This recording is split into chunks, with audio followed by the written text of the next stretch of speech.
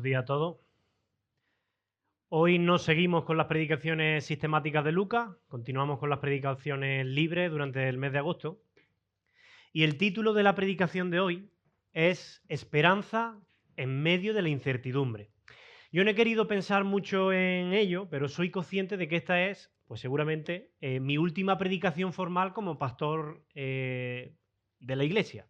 Por suerte o por desgracia no será la última predicación, me tendréis que seguir aguantando porque cada vez que venga bien de visita o bien porque la iglesia me invite, pues seguiré predicando, pero sí será mi última predicación formal como pastor de la congregación. Tampoco es mi despedida, porque como mínimo voy a seguir aquí un domingo más, eso como mínimo, y luego no es que vaya a desconectar tampoco de manera radical. Mi idea es tratar de ayudar en la medida de lo posible también durante el periodo de transición, aunque sea a la distancia, ¿no? Digo que no he querido pensar mucho en eso porque se remueven muchas emociones, muchos sentimientos, muchos buenos recuerdos. Y si uno le da pues, mucha cabeza a eso, pues al final pasa lo que pasa, ¿no? Pero curiosamente, el texto que he escogido para predicar hoy es del profeta Jeremías, que es conocido como que el profeta llorón. Aunque la predicación de hoy no es de lamento, es todo lo contrario. Es una predicación de esperanza, de aliento, de ánimo, que debe llenarnos de paz, ¿no? Antes de leer el pasaje, a mí me gustaría hacer una introducción que no va a ser breve, eso es lo malo de no predicar sistemáticamente, que al final tienes que explicar todo el contexto, así que me voy a alargar un poquillo en el contexto, pero voy a tratar de que nadie se duerma, ¿vale? ¿Quién es Jeremías? A ver si... Es un profeta, muy bien. Jeremías, según el capítulo 1, versículo 1, pertenecía a una familia sacerdotal, es decir, que antes de ser profeta él iba a ser sacerdote. Dice así Jeremías 1:1. Estas son las palabras de Jeremías, hijo de Hilcías. Jeremías provenía ¿de quién? De una familia sacerdotal. Y te dice de la ciudad de Anatot, ciudad del territorio de Benjamín, al sur de Israel. Así que ya sabemos que Jeremías era un sacerdote israelita, más concretamente del reino del sur. Sabéis que Israel se terminó dividiendo en dos, el reino del norte, el reino del sur, más chiquitito, pues él pertenecía al reino del sur. Muy bien. Él fue llamado como profeta, Jeremías, cuando apenas era un niño o un joven que no superaba la edad de 20 años. O sea, que si aquí hay jóvenes que dicen, bueno, y Dios me puede llamar y Dios me puede utilizar, bueno, pues los más grandes profetas de la antigüedad, como Jeremías, en ocasiones no superaban los 20 años de edad y Dios ya los llamaba a salir de sus ciudades, a predicar el evangelio, a poner en riesgo sus propias vidas. Así que sí, efectivamente el Señor puede llamarte independientemente de tu edad. Pero no solo eso. Jeremías era tan joven que él mismo reconocía que era una persona muy inexperta, le faltaba madurez. Él decía, Señor, yo no soy capaz de cumplir la obra para la que tú me has llamado. De hecho, en el mismo capítulo 1, solo un poquito más adelante, en el versículo 6, fíjate lo que dice Jeremías cuando Dios le llama. ¡Ah! ¡Ah, Señor Jehová! He aquí, no sé hablar porque soy niño. Bueno, su ministerio duró aproximadamente 40 años, 40, 41 años. ¿Sabéis cuántas personas se convirtieron fruto de su predicación y de su fiel ministerio? Ninguna. 40 años de fiel ministerio y la Biblia no nos dice ni un solo convertido fruto de su ministerio. De hecho, a él se le conoce como el profeta llorón, precisamente porque a lo largo de todo su libro está continuamente lamentándose porque absolutamente nadie le hace caso ni escucha su predicación. Por poner un par de ejemplos. En el capítulo 6 de Jeremías dice lo siguiente. ¿A quién le hablaré? Dice el profeta. ¿A quién le advertiré? ¿Quién podrá escucharme? Todos tienen tapados los oídos y no pueden comprender. La palabra del Señor los ofende, detestan escucharla y allí se está lamentando. Pero continúa el capítulo 25, por poner otro ejemplo. Fijaos lo que dice el siguiente versículo. Desde el año 13 de Josías, hijo de Amón, nos pone en contexto, rey de Judá, hasta el día de hoy, y ahora dice él, y que conste que ya han pasado 23 años, o sea, él llevaba ya 23 años predicando, fijaos la frustración que tenía albergada en su corazón. Dice, el Señor me ha dirigido su palabra, y yo les he hablado en repetidas ocasiones, pero ustedes no me han hecho caso.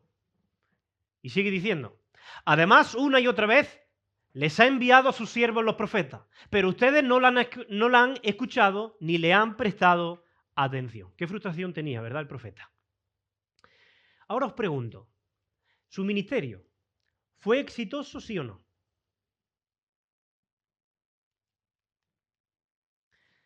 Claro, depende cómo midas el éxito. Si tú mides el éxito como lo mide el mundo, entonces su ministerio, digamos claramente, fue un fracaso. Porque el mundo mide el éxito según los resultados visibles, por lo que se puede contabilizar, por los números. Pero el concepto bíblico de éxito es muy diferente, porque no depende de los resultados visibles, no depende del número de conversiones, de lo mucho o lo poco que se llena una iglesia. El éxito no depende de eso en el reino de Dios. El éxito, según el concepto bíblico, consiste en ser fiel y obediente a lo que Dios te ha encomendado, independientemente de los resultados que eso produzca, porque los resultados no dependerán de ti. ¿Se entiende eso? Si tú estás siendo fiel y obediente al llamado que Dios te ha dado, entonces tú estás teniendo un ministerio exitoso independientemente de los resultados, porque Dios nunca te ha llamado a ti a ser exitoso. Dios no ha llamado a ninguno de sus hijos a ser exitoso. Nos ha llamado a ser obediente. Y eso es diferente. El éxito o no éxito en términos humanos dependerá de él. Os pongo un ejemplo, ¿vale? Aunque me tenga que desviar, pero quiero dejar esto claro. Os pongo un ejemplo. Cuando Dios levantó a otro profeta, Ezequiel, Dios le dio una misión. La misión era, mira, ve y predica a la nación de Israel. Pero Dios, que lo conoce todo de antemano, le adelanta a Ezequiel y le dice, mira, Ezequiel, el pueblo al que te mando predicar tiene el corazón muy duro y es muy terco y no te van a escuchar. Es decir, Dios ya sabía de antemano cuál iba a ser el resultado, pero aún así lo manda. Fíjate lo que dice Ezequiel, capítulo 2, versículo del 3 al 7. Vamos a leerlo, ¿vale? Aparecerá en pantalla. Dice así. Hijo de hombre, me dijo, te envío a la nación de Israel, un pueblo rebelde que se ha rebelado contra mí. Ellos y sus antepasados se han puesto en mi contra hasta el día de hoy, pero continúa. Son un pueblo terco y duro de corazón.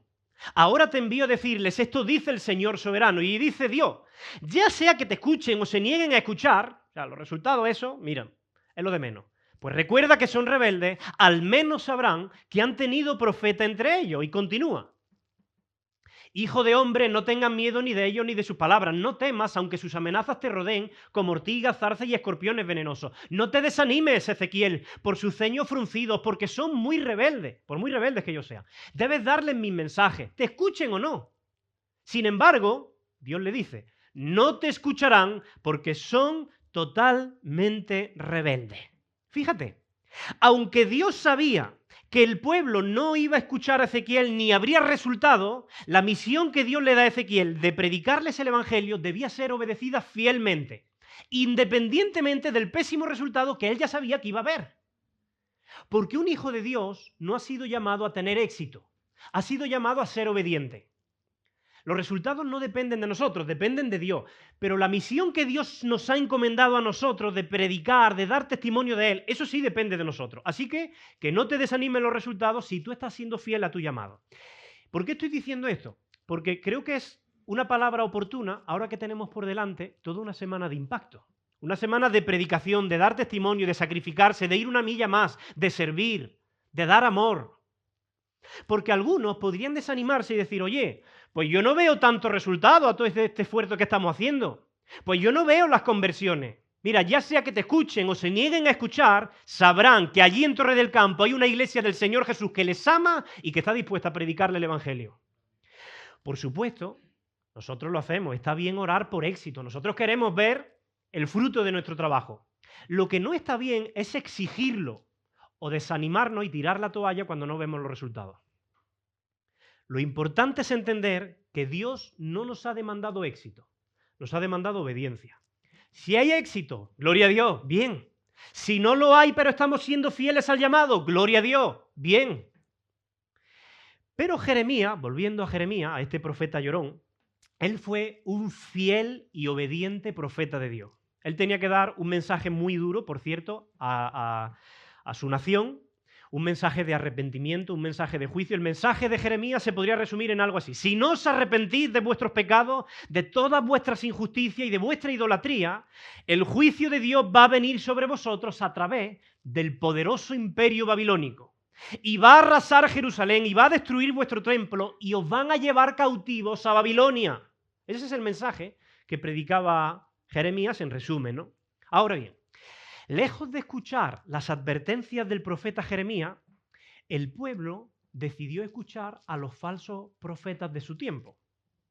Los falsos profetas de su tiempo decían, tranquilo, que no es para tanto, que no va a pasar nada, que no hay ninguna amenaza babilónica, no viene ningún juicio de Dios, si nuestro Dios es todo amor.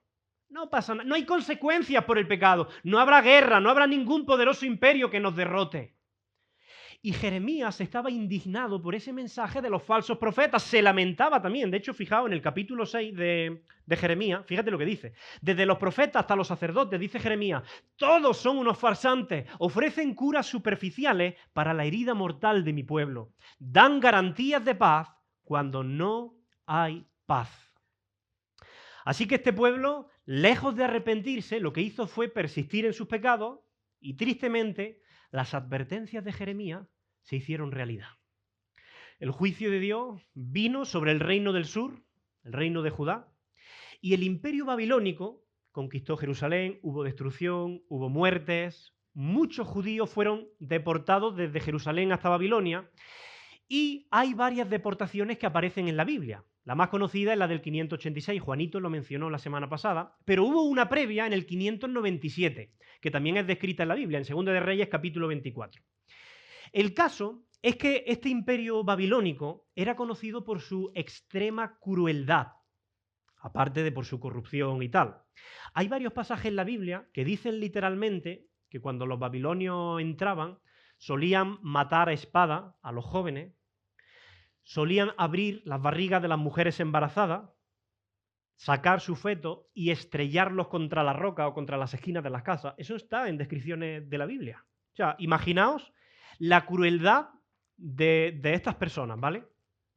Pues en aquella primera deportación, que está descrita en 2 de Reyes 24, se nos dice que 10.000 judíos fueron llevados como esclavos, como prisioneros, desde Jerusalén hasta Babilonia, después de haber quemado, arrasado sus casas, matado a muchas mujeres, hijos, etc., ¿no? Ahora, yo quiero que tú te pongas o intentes ponerte por unos momentos en el lugar de estos creyentes. Estos creyentes no entienden nada de lo que está sucediendo. Porque si tú lo piensas bien, hasta ahora parecía que el plan de Dios a lo largo de toda la Biblia consistía precisamente en sacar a su pueblo de Babilonia, sacarlos de allí. Y ahora lo que está pasando es lo contrario, están volviendo a Babilonia. Si tú te fijas, desde Génesis, cuando se habla de Babel, ¿recordáis? La torre de Babel, eso es Babilonia. Babilonia en la Biblia representa, a través de toda la Biblia, de toda la Escritura, ese sistema corrupto de maldad, de oposición absoluta a Dios. Así que en Babel comienza todo ese sistema de maldad a unificarse y todos juntos decían, hagamos una ciudad y hagámonos un gran nombre, todo de espaldas a Dios. ¿Y Dios qué hace? Interviene y destruye los planes de ellos. Un poquito más adelante vemos a Abraham. Y a Abraham Dios le dice, sal de tu tierra. ¿De dónde era Abraham? De Ur de los Caldeos. Precisamente ese es el lugar que posteriormente sería conocido como parte de la región de Babilonia. Sal de allí, sal de Babilonia. Toda la Biblia, a lo largo de toda la Biblia, vemos a Dios sacando a su pueblo de Babilonia. Así que un judío no podía entender, no le entraba en la cabeza cómo rayos podía ser parte del plan de Dios que ellos estuvieran regresando, retrocediendo en el plan redentor de Dios al ir a Babilonia. Eso no tenía ningún sentido para ellos. Por cierto, voy a abrir aquí un pequeño paréntesis, ¿vale? Porque hay un detalle muy interesante. Se supone que Babilonia desapareció en el siglo VI a.C. Fue conquistado por otro poderoso imperio, el imperio persa, que también se menciona en la Biblia, con el liderazgo de Ciro el Grande. Sin embargo, curiosamente, si vosotros leéis el Nuevo Testamento, os vais a dar cuenta de que todavía se habla de Babilonia como si fuera una realidad presente, cuando Babilonia ya había desaparecido siglos antes. De hecho, en el Nuevo Testamento se habla de nosotros, los creyentes, como si fuéramos los expatriados, los que están desterrados en Babilonia, como si fuéramos extranjeros, peregrinos en otro lugar que no nos corresponde. El apóstol Pedro, por poner un ejemplo, cuando él comienza a escribir su carta, ¿sabéis a quién la dirige? a los expatriados, dice literalmente. ¿Y sabéis cómo termina su carta? Dando saludos y dice, la iglesia que está en Babilonia os saluda. ¿Cómo es eso si Babilonia ya había desaparecido? Pedro está usando la figura de Babilonia para referirse a ese sistema de maldad que todavía estaba presente en su tiempo, con el Imperio Romano, y que sigue presente en nuestro tiempo. De hecho, Babilonia volverá a aparecer en el último libro de la Biblia, en Apocalipsis, y representa la corrupción, la maldad y ese sistema mundial que se opone a Dios. Por poner un ejemplo, Apocalipsis 17:5 dice, Babilonia la grande, madre de las rameras y de las abominaciones de la tierra. Así que este texto de Jeremías, que parece estar muy lejano a nosotros y que no tiene nada que ver con nosotros, en realidad está mucho más cercano de lo que imaginamos. Porque en un sentido nosotros, todos los creyentes, seguimos siendo ese pueblo de Dios que vive exiliado como peregrinos, como extranjeros, en medio de una sociedad pagana, corrupta, que se opone sistemáticamente a Dios. ¿No es cierto que muchas veces nosotros nos preguntamos cómo es posible que haya tanta maldad, tanta corrupción, que se aprueben tantas leyes que van en contra de la vida, de la verdad, de la moral universal, en clara oposición a Dios? La razón es que en cierto sentido aún vivimos en Babilonia. Y si tú eres parte del pueblo de Dios, vivir en Babilonia no es fácil, porque tú te sientes un extranjero allí, te incomoda tanta corrupción, tanto engaño, tanta maldad, tanta opresión, tanta injusticia, hasta el punto en que a veces nos atrevemos a decir, o por lo menos a pensar, es que la vida parece que no tiene ningún sentido. Yo por lo menos no veo ningún plan de Dios aquí, yo lo que veo es la maldad triunfar. Pues ahora, métete en la piel de estos judíos, que además de eso han sido arrancados literalmente de su familia, han sido llevados por la fuerza a un país lejano, extranjero, pagano. Tú piensas en todo ese recorrido que tenían que hacer de cientos de kilómetros desde Jerusalén hasta Babilonia. Ellos miraban atrás y veían sus casas ardiendo. Veían a sus mujeres muertas, sus bebés muertos o llorando abandonados. Y ellos están sufriendo tanto que comienzan a aflorar en ellos las preguntas que también suelen aflorar en nosotros cuando estamos pasando por periodos de sufrimiento, de situaciones que no entendemos. ¿Dónde está Dios? ¿Por qué Dios no evita que pasemos por esta situación? Esto que estoy pasando no tiene ningún sentido para mí. Yo no puedo ver ningún buen propósito en esto. La vida, mi vida, no tiene sentido. Y en ese contexto volvieron a surgir los falsos profetas, que decían, mirad, no os preocupéis, que muy pronto vamos a ser liberados de la amenaza babilónica y podremos volver a nuestra tierra, que no es para tanto. Y ante esa situación que estaban viviendo, aquel reino de Judá, aquellos judíos corrían dos graves peligros. En primer lugar, ellos podían creer a los falsos profetas y abrazar así las falsas esperanzas de que pronto iban a salir de allí, la falsa expectativa de que no era para tanto y que ya está, que pronto regresaría. Pero en segundo lugar, el segundo peligro en el que podían caer es en el pesimismo y en la desesperanza más absoluta, perder todas las esperanzas y convertirse en un pueblo resentido, incapaz de cumplir el papel que Dios tenía reservado para ellos en la historia de la humanidad. Así que Jeremías, que sigue en Jerusalén porque él no ha sido llevado cautivo, tiene un doble trabajo como profeta.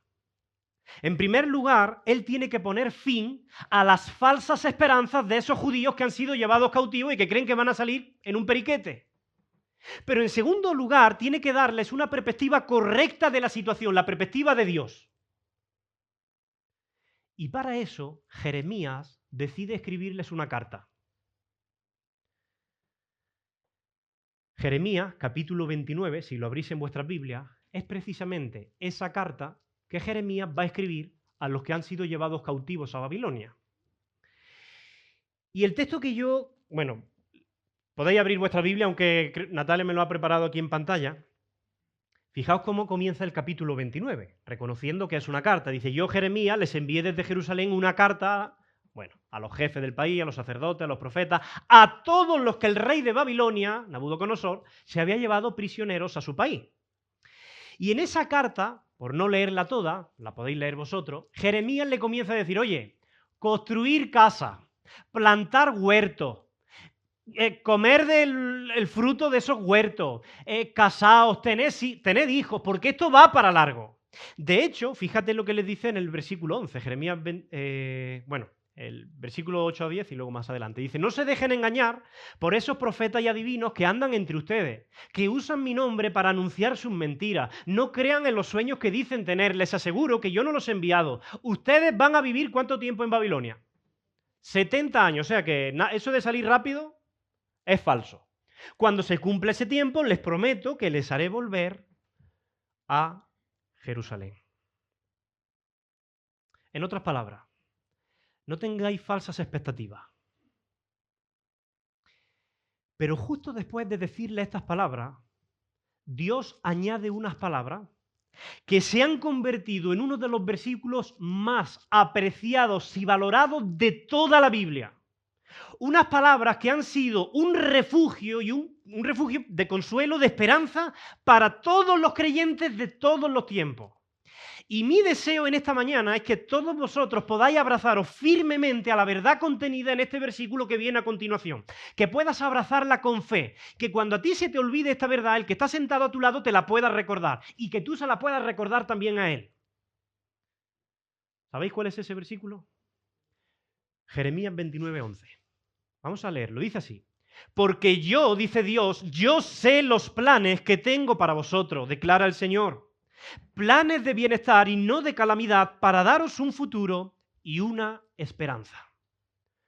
Todo el contexto que he hecho antes era para llevaros a este punto. Mirad, en este breve versículo hay tres lecciones fundamentales que si tú las recuerdas, si tú las abrazas con fe, van a cambiar para siempre tu manera de ver la vida. Porque estas verdades van a darle sentido a lo que aparentemente no tiene sentido para ti. Porque cuando tú no entiendas las cosas que están sucediendo en tu vida o a tu alrededor y a ti te parezca que todo es un caos, que no tiene sentido, si tú recuerdas estas verdades, podrás recuperar la perspectiva correcta de las cosas, la perspectiva de Dios. Solo así tú podrás vencer el pesimismo, el desánimo, la desesperación, la tristeza y podrás tener esperanza en medio de Babilonia. Porque yo sé los planes que tengo acerca de vosotros, dice el Señor. Planes de bienestar y no de calamidad para daros un futuro y una esperanza. Mira, la primera lección fundamental que Dios quiere que recuerdes hoy, que la abraces con fe, que te la grabes con fuego en la mente y en el corazón, es esta. Dios tiene planes para los suyos. Yo sé los planes que tengo. Los tengo, yo tengo planes. Recuerda eso cuando tu vida parezca un caos. Es que yo no entiendo por qué Dios me permite pasar por esta enfermedad. Es que yo no entiendo por qué Dios permite que vivamos en medio de tanta corrupción. Es que yo no le veo ningún sentido, ningún propósito a esta situación por la que estoy pasando. Es que yo no entiendo por qué el pastor se nos va. No le veo sentido. Bueno, cuando tú no le veas ningún sentido a lo que ocurre, cuando tú no encuentres el propósito de algo, y eso te esté conduciendo al pesimismo, al desánimo, cuando eso esté produciendo tristeza en ti, recuerda esto. Dios tiene planes para lo suyo.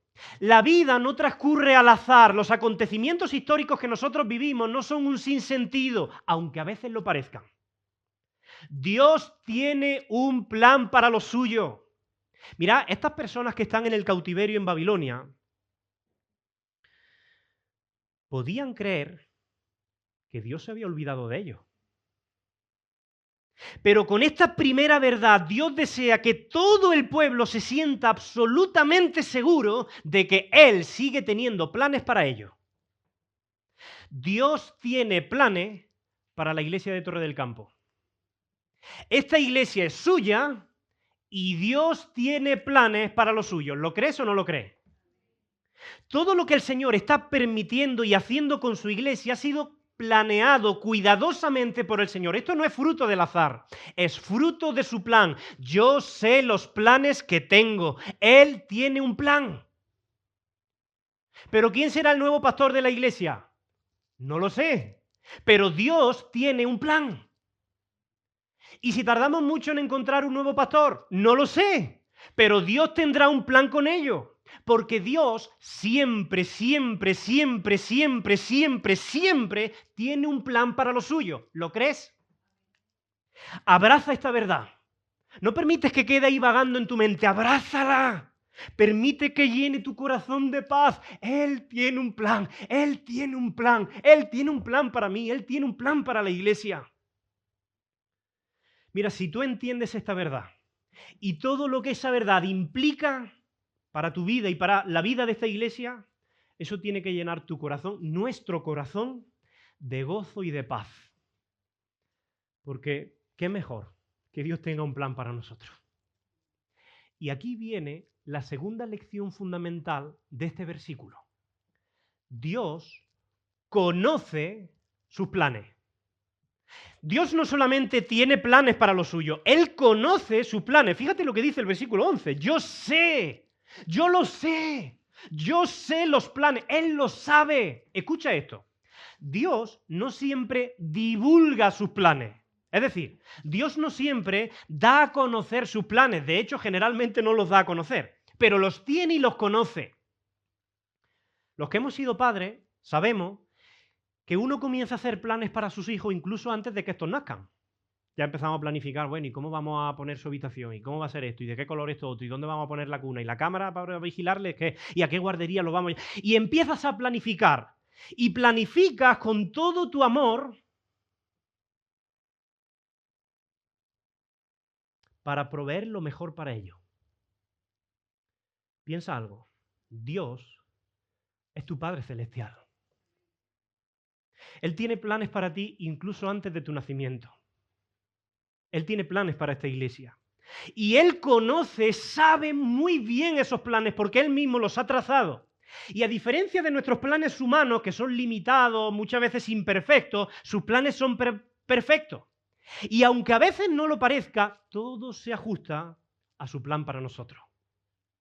Claro, a nosotros nos gustaría, nos encantaría que Dios divulgara sus planes para nuestra vida, para nuestra iglesia. Nos gustaría saber de antemano qué propósito tiene Dios, por ejemplo, con nuestra enfermedad. ¿Qué plan tiene Dios para mis hijos? Yo quiero saber qué propósito tiene Dios llevándonos a Madrid. ¿Qué propósito tiene Dios con la transición de esta iglesia de Torre del Campo?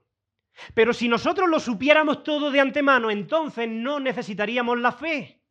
Si nosotros supiéramos de antemano todos los detalles de nuestro futuro, si conociéramos cada giro del camino, cada paso, entonces no habría lugar para la fe, para la confianza en Dios.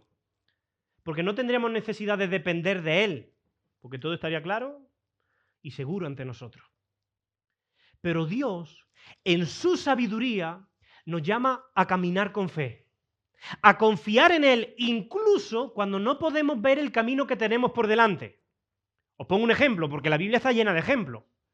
Pero Abraham, que es el padre de la fe, nuestro ejemplo, Dios le dice a Abraham, sal de tu tierra y de tu parentela a la tierra que yo te mostraré, y lo deja ahí.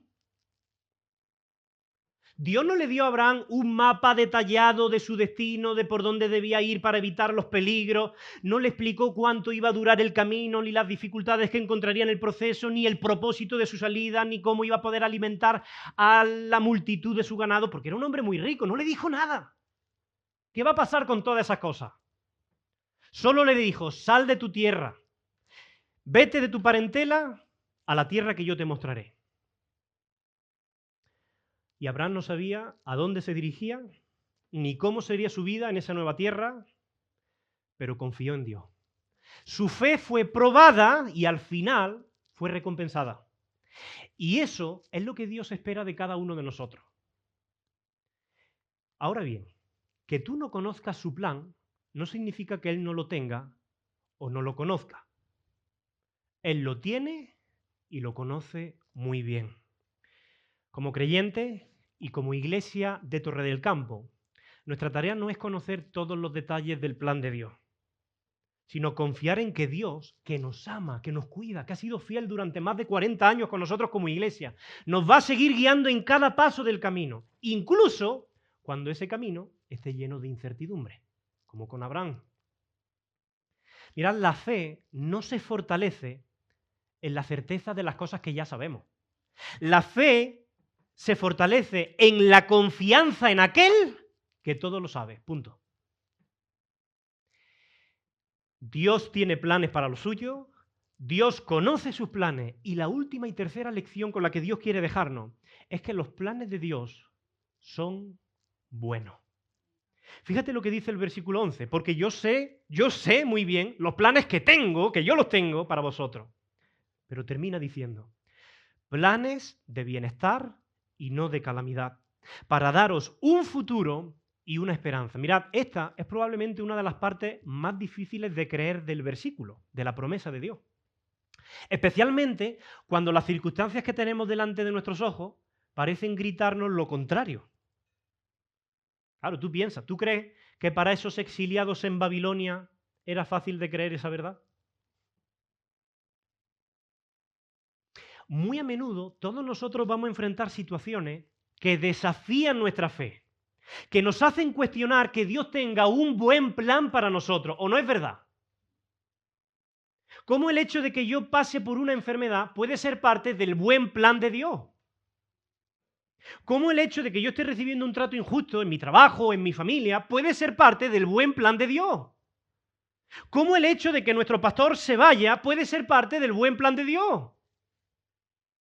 Mirad, estas son las mismas preguntas que los creyentes se han hecho a lo largo de los siglos. O sea, si te las hacen no eres un bicho raro. Piensa, por ejemplo, en José, en Egipto. Él no entendía cómo el ser vendido como esclavo por sus propios hermanos, o ser acusado falsamente de acostarse con la esposa de Potifar, o ser llevado a prisión injustamente, podía ser parte del buen plan de Dios. No le entra en la cabeza. ¿No crees que José también se hacía las mismas preguntas que tú y que yo? Pero Dios utilizó incluso esas circunstancias desagradables para un bien mayor. Y Dios terminó usando esas circunstancias desagradables para poner a José en lo más alto, como gobernador de Egipto. Y gracias a eso él pudo salvar a su familia y pudo salvar a toda su nación de una terrible hambruna. Y él mismo va a terminar diciendo a sus hermanos, a esos que le vendieron como esclavo, en Génesis 50:20, vosotros pensasteis mal contra mí, pero Dios lo encaminó a bien, para hacer lo que vemos hoy y para mantener en vida a mucha gente. Mirad, es parte de la madurez cristiana confiar en que el buen plan de Dios para nuestras vidas se está cumpliendo, incluso en medio de las injusticias, en medio de los sufrimientos y en medio de los aparentes sinsentidos de la vida. Eso es madurez cristiana. El apóstol Pablo, él no entendía que tener un aguijón en la carne, una enfermedad física, formara parte del buen plan de Dios para su vida. No, él oraba, Señor, quítame este aguijón, esto no viene de ti. Pero cuando él entendió que ese aguijón, incluso ese aguijón, formaba parte del buen plan de Dios para él, ¿sabes lo que escribe? Él dice literalmente, ahora sí, de buena gana me gloriaré más bien en mis debilidades, para que repose sobre mí el poder de Cristo. Por lo cual, por amor de Cristo, me gozo en las debilidades, en afrentas, en necesidades, en persecuciones, en angustias, porque cuando soy débil, entonces soy fuerte. Y este mismo apóstol Pablo, en otro lugar, nos dará una lección, en Romanos 8:28. Todos lo sabemos de memoria. Y sabemos que los que aman a Dios, para ellos, a los que son suyos, todas las cosas les ayudan a bien. Dice otra versión, Dios hace que todas las cosas cooperen para el bien de los que le aman y son llamados según el propósito que Él tiene para ellos. Lo que Pablo está haciendo es reconocer la misma verdad, la misma promesa de Jeremías 29:11. El Señor tiene planes para los que le aman y sus planes son planes de bien. Job nunca entendió por qué la vida le trató tan mal. Él perdió a sus hijos, perdió su salud, perdió todas sus posesiones, lo que le ocurría aparentemente no tenía ningún sentido desde ningún punto de vista. Era imposible ver que Dios tuviera un buen plan para él, pero Dios lo tenía, Dios lo conocía y su plan era bueno para él. Y al final del libro, Job se dio cuenta de ello. Y con mucha humildad dijo lo siguiente, en Job 42, versículo 1 al 6, lo leo yo, en la versión traducción lenguaje actual, dice así. Entonces Job le respondió a Dios, reconozco tu gran poder. Nadie puede impedirte llevar a cabo tus planes. Fíjate lo que está diciendo Job. Nadie puede impedirte llevar a cabo tus planes. Tú preguntas quién soy yo, que siendo un ignorante he puesto en duda tu sabiduría. Reconozco que he dicho cosas que no alcanzo a comprender, cosas que son maravillosas y que en realidad no conozco. Lo que antes sabía de ti era lo que me habían contado, pero ahora mis ojos te han visto y he llegado a conocerte. Eso es madurez.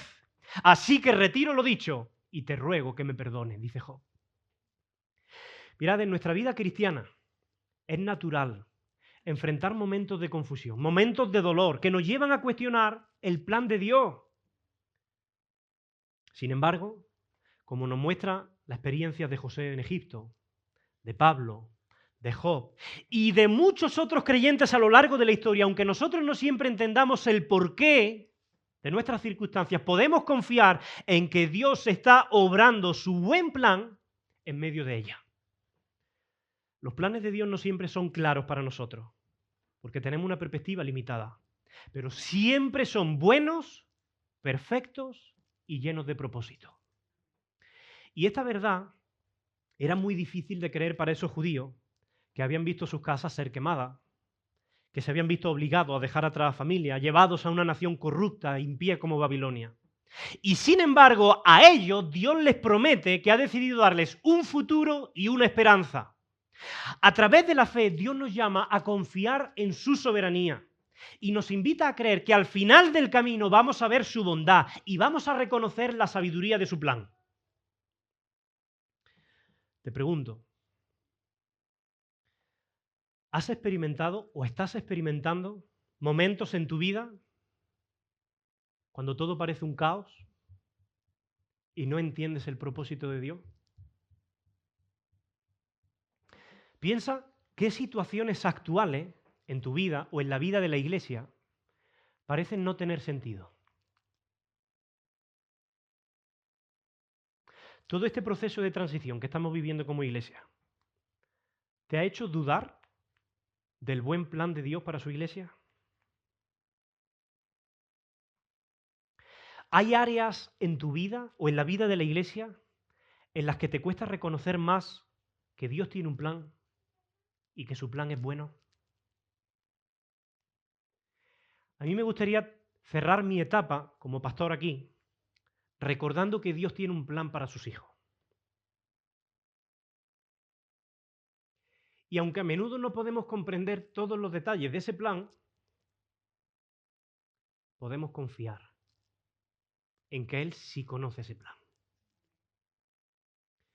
Y de la misma forma en la que Dios lo hizo con el pueblo de Israel durante su exilio en Babilonia, hoy Dios te asegura a ti, me asegura a mí, nos asegura como iglesia que sus planes son de bienestar, no de calamidad, y que en Él siempre tenemos un futuro y una esperanza. Y es una esperanza gloriosa. Y este periodo como iglesia, este periodo de transición, es un tiempo que puede traer, y es natural, incertidumbre, preguntas, dudas e incluso miedo. Y yo lo sé porque a mí también me pasa.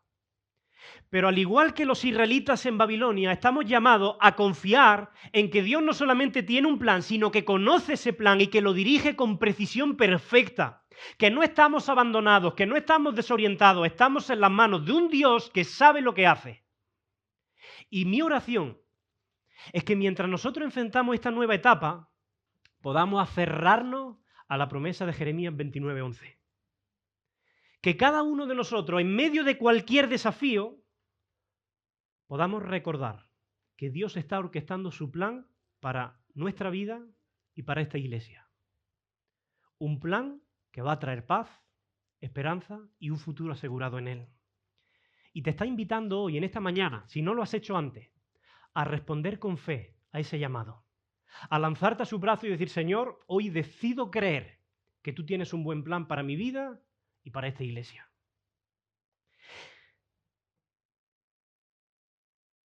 Confía en que aunque no siempre entiendas el por qué o el cómo, Dios te está guiando con un propósito divino. Así como los israelitas tuvieron que asentarse en Babilonia confiando en el plan de Dios, asiéntate tú sobre estas verdades de Jeremías 29:11 y dedícate a vivir mientras tanto con propósito, con fidelidad al Señor, confiando en lo que Dios tiene preparado para nosotros. Que esta promesa de Jeremías 29:11 sea un ancla para nuestra fe, mientras poco a poco avanzamos juntos hacia ese futuro que el Señor ha preparado para nosotros. Porque Él tiene planes para vosotros, planes de bienestar y no de calamidad, para daros un futuro y una esperanza. Que Dios bendiga y que nos guíe a todos nosotros en este camino. Amén. Señor, te damos las gracias por tu palabra.